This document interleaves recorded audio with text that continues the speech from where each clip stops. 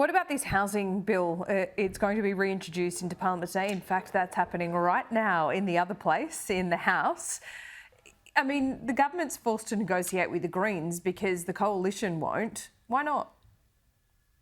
Well, I'll be honest with you, Laura, this is a dog of a bill. It's a really bad piece of policy. And let me explain to you why.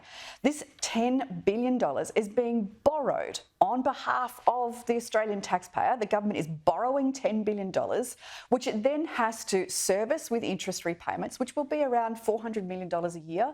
And it then gives it to the Future Fund to manage, and there's a management fee associated with that. Let's assume it's around 1%. So that's around $500 million per year just in servicing costs before you even make a return.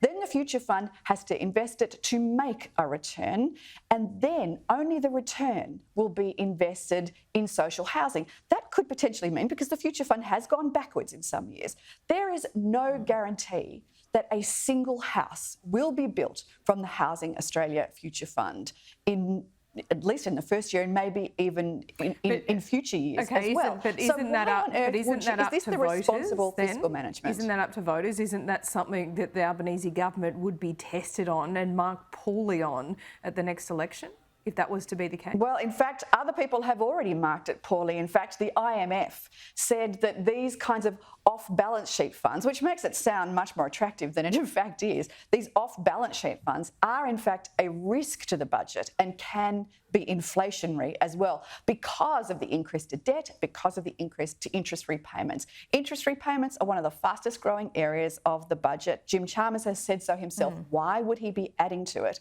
with a policy that may not actually deliver on what it's promising to do?